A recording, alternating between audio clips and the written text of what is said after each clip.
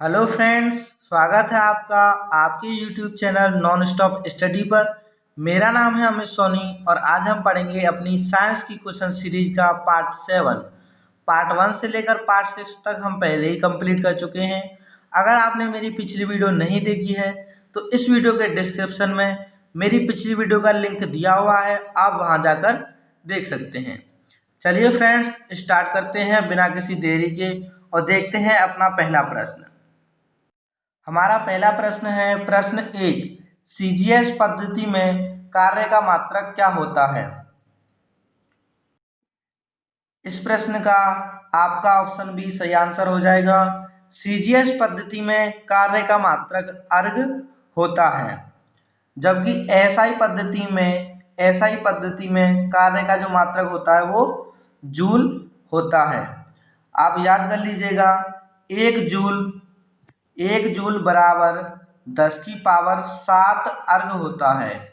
एक जूल बराबर 10 की घात 7 अर्ग के बराबर होता है। मात्रकों की कई पद्धति हैं, जैसे सीजीएस पद्धति, एसआई पद्धति, एमकेएस पद्धति। इन सब में यूनिटों के जो मात्रक होते हैं, इकाइयों के, जैसे बल है, कार्य है, अलग अलग होते हैं। सीजीएस पद्धति में कार्य का मात्रक अर्ग होता है और एसआई पद्धति में जूल होता है। न्यूटन आपका एसआई पद्धति में बल का मात्रक है। एसआई पद्धति में न्यूटन बल का मात्रक है और सीजीएस पद्धति में बल का मात्रक डायन है। तो एक न्यूटन बराबर 10 की पावर 5 डायन होता है। आप इसे भी याद कर लीजिएगा, ये भी काफी इम्पोर्टेंट है। ठीक है फ्रेंड्स, कार्य का मात्रक एसआई पद्धति में जूल और सीजीएस पद्धति में अर्ग। बल का मात्रक एसआई पद्धति में न्यूटन और सीजीएस पद्धति में डायन होता है। ठीक है फ्रेंड्स, देखते हैं अपना अगला प्रश्न। प्रश्न 2। कच्चे फलों को पकाने के लिए कौन सी गैस का प्रयोग करते हैं? इस प्रश्न का आपका ऑप्शन डी सही आंसर हो जाएगा। कच्चे फलों को पकाने के लिए हम एथिलीन गैस का प्रयोग करते हैं। देखते हैं अपना अगला प्रश्न। प्रश्न 3। प्रतिबिंब की लंबाई तथा वस्तु की लंबाई के अनुपात को क्या कहते हैं? इस प्रश्न का आपका ऑप्शन ए सही आंसर हो जाएगा। प्रतिबिंब की लंबाई तथा वस्तु की लंबाई के अनुपात को हम रेखीय आवर्धन कहते हैं। रेखीय आवर्धन को हम m से शो करते हैं, तो m बराबर I बट्टे O। I क्या है? I फॉर इमेज की लंबाई और O क्या है? O फॉर ऑब्जेक्ट, वस्तु की लंबाई। तो m बराबर I बट्टे O, ये रेखीय आवर्धन का फॉर्मूला होता है। देखते हैं फ्रेंड्स अपना अगला प्रश्न। मायोपिया किस दृष्टि दोष का नाम है? इस प्रश्न का आपका ऑप्शन सी सही आंसर हो जाएगा। निकट दृष्टि दोष को ही हम मायोपिया बोलते हैं। चिकित्सा विज्ञान में हम निकट दृष्टि दोष को मायोपिया बोलते हैं। MYOPIA, myopia. ठीक है फ्रेंड्स, निकट दृष्टि दोष होता क्या है? निकट दृष्टि दोष में किसी व्यक्ति को निकट अर्थात पास की वस्तु तो स्पष्ट दिखाई देती हैं, बट दूर स्थित वस्तु स्पष्ट दिखाई नहीं देती हैं। ठीक है फ्रेंड्स, देखते हैं अपना अगला प्रश्न। प्रश्न 5। विद्युत ऊर्जा के व्यय की समय दर को क्या कहते हैं? इस प्रश्न का आपका ऑप्शन सी सही आंसर हो जाएगा। विद्युत ऊर्जा के व्यय की समय दर को विद्युत सामर्थ्य कहते हैं। विद्युत सामर्थ्य P = W/T। W जहां पर आपकी ऊर्जा है, P आपकी विद्युत सामर्थ्य और T आपका समय। ठीक है फ्रेंड्स, देखते हैं अगला प्रश्न। प्रश्न 6। खाने के सोडे का रासायनिक नाम क्या है? इस प्रश्न का आपका ऑप्शन डी सही आंसर हो जाएगा। खाने के सोडे का रासायनिक नाम सोडियम बाइकार्बोनेट है।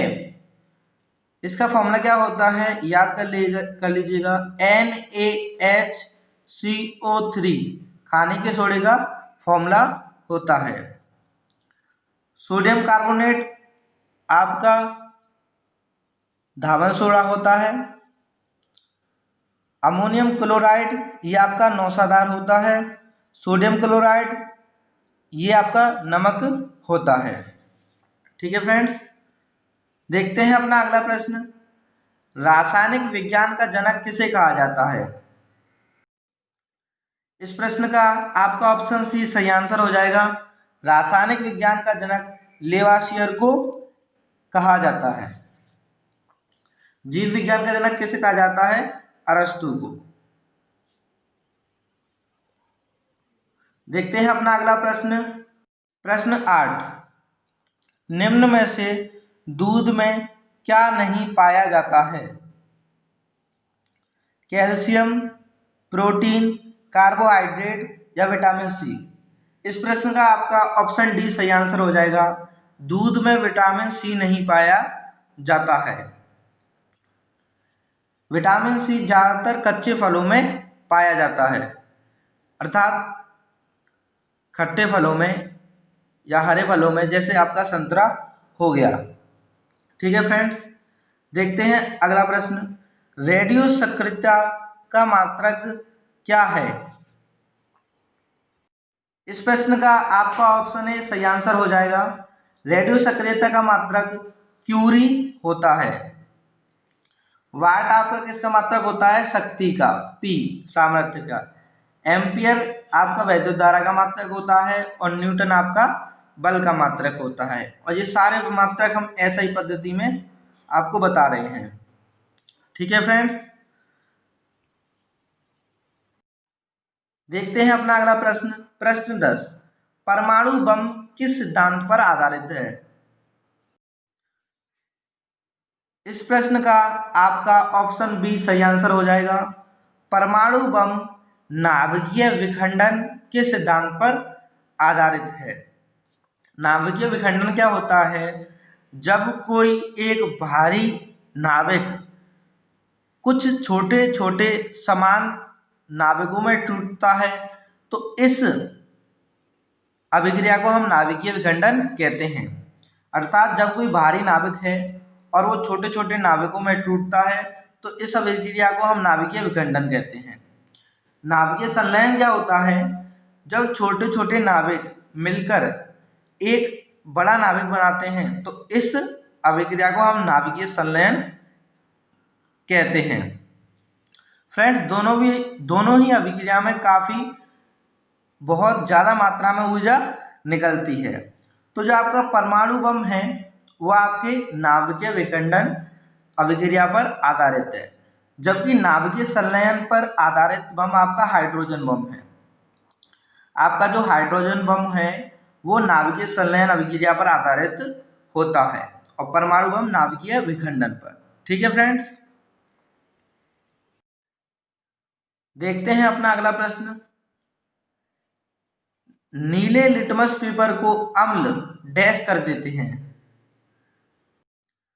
तो अम्ल नीले लिटमस पेपर को लाल कर देते हैं।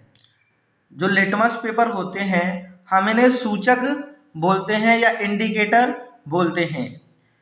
तो अम्ल जो है वो नीले लिटमस पेपर को लाल कर देते हैं, जबकि क्षार लाल लिटमस पेपर को नीला कर देते हैं। तो इस प्रश्न का आपका सी आंसर सही है। देखते हैं अपना अगला प्रश्न। प्रश्न 12, बेवकूफों का सोना किसे कहा जाता है?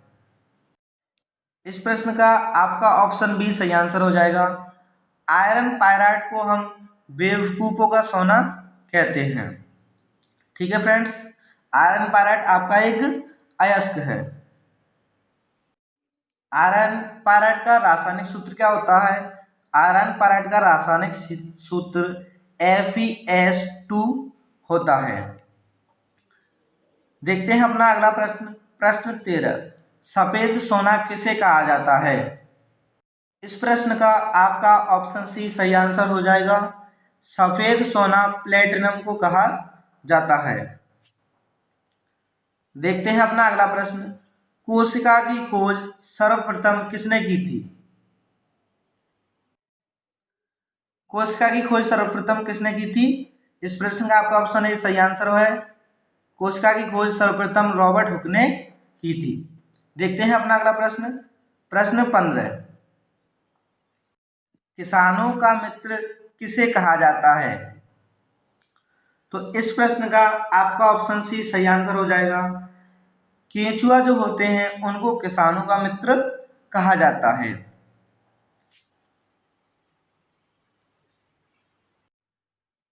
देखते हैं अगला प्रश्न, प्रश्न 16, टायलिन निम्न में से किस में पाया जाता है? टायलिन जो एंजाइम है वो किस में पाया जाता है, कहाँ से स्रावित होता है? इस प्रश्न का आपका ऑप्शन डी सही आंसर हो जाएगा। मनुष्य की लार में टायलिन एंजाइम पाया जाता है। काफी इंपॉर्टेंट है, आप इसे याद कर लीजिएगा।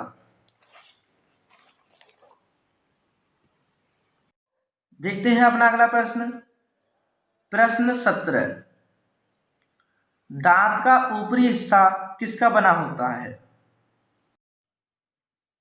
इस प्रश्न का आपका ऑप्शन ए सही आंसर हो जाएगा।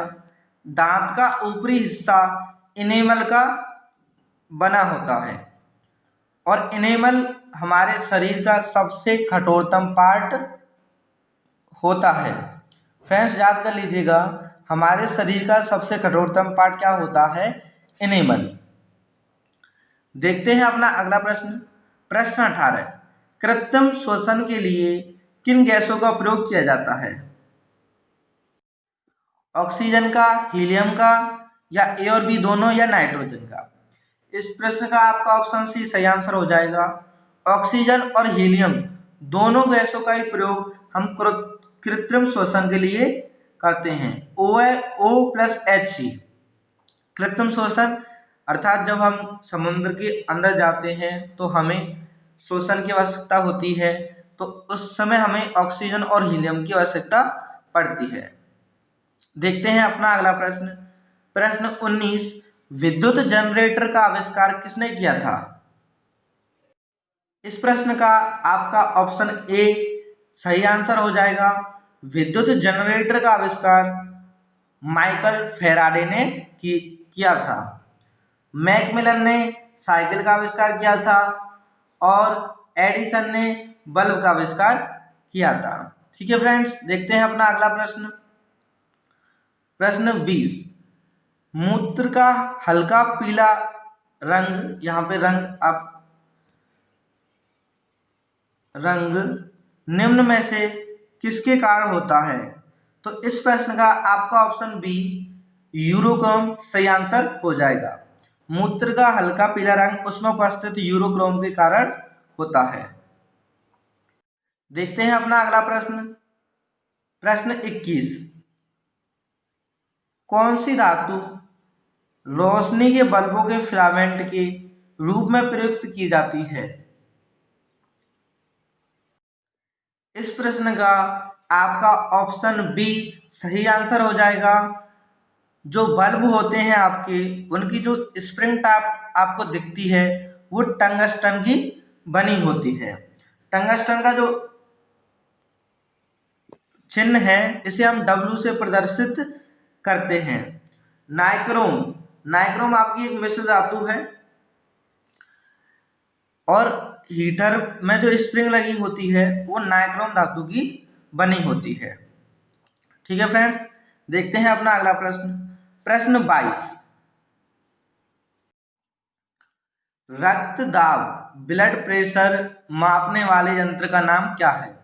आपने देखा होगा जब हम ब्लड प्रेशर नपवाते हैं डॉक्टर के पास तो एक प्रकार की वो मशीन सी लगाता है, तो उसे हम क्या बोलते हैं? तो इस प्रश्न का आपका ऑप्शन डी सही आंसर हो जाएगा।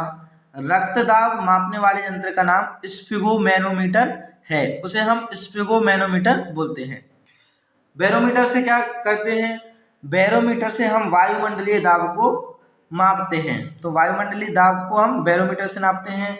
दाब मापी से हम गैसों के दाब को, स्टेथोस्कोप फ्रेंड्स मैंने आपको कई बार बताया है, डॉक्टर जैसे कान में लगाकर पेशेंट को चेक करते हैं उसे स्टेथोस्कोप बोलते हैं। ठीक है फ्रेंड्स, देखते हैं अपना अगला प्रश्न। प्रश्न 23, रक्त का शुद्धिकरण कहाँ होता है? तो इस प्रश्न का आपका ऑप्शन ए सही आंसर हो जाएगा। रक्त का जो शुद्धिकरण है वो गुर्दों में होता है। गुर्दों को ही हम किडनी बोलते हैं, गुर्दों को ही हम किडनी बोलते हैं और रक्त का शुद्धिकरण यही होता है। देखते हैं अपना अगला प्रश्न। कार्बोहाइड्रेट में कार्बन, हाइड्रोजन और ऑक्सीजन का अनुपात क्रमशः होता है। इस प्रश्न का आपका ऑप्शन सी सही आंसर हो जाएगा। कार्बोहाइड्रेट में कार्बन, हाइड्रोजन और ऑक्सीजन का जो अनुपात है वो 1:2:1 होता है। जैसे हम किसी कार्बोहाइड्रेट का एग्जाम्पल ले लेते हैं, C6H12O6, यह आपका ग्लूकोज का फॉर्मूला होता है जो एक आपका कार्बोहाइड्रेट है। तो इसमें जो अनुपात है कार्बन, हाइड्रोजन, ऑक्सीजन का क्या है, आप कट कर दीजिए, 6:6, 6×2=12 और 6:6, तो 1:2:1 आपका आंसर हो जाएगा। तो इस प्रश्न का आपका सी आंसर ठीक हो जाएगा। देखते हैं अपना अगला प्रश्न। प्रश्न 25, इस वीडियो का लास्ट प्रश्न। विटामिन डी की कमी से होने वाला रोग है। इस प्रश्न का आपका ऑप्शन बी सही आंसर हो जाएगा। विटामिन डी की कमी से रिकेट्स रोग होता है। रतौंधी जो रोग है वो विटामिन ए की कमी से होता है और स्कर्वी विटामिन सी की कमी से होता है। तो इस प्रश्न का आपका ऑप्शन बी सही आंसर है। ठीक है फ्रेंड्स, आज की वीडियो में इतना ही। बाकी के क्वेश्चन डिस्कस करेंगे हम अपनी अगली वीडियो में। अगर वीडियो पसंद आई हो तो वीडियो को लाइक कीजिए, कमेंट कीजिए, शेयर कीजिए और चैनल को सब्सक्राइब कीजिए। धन्यवाद।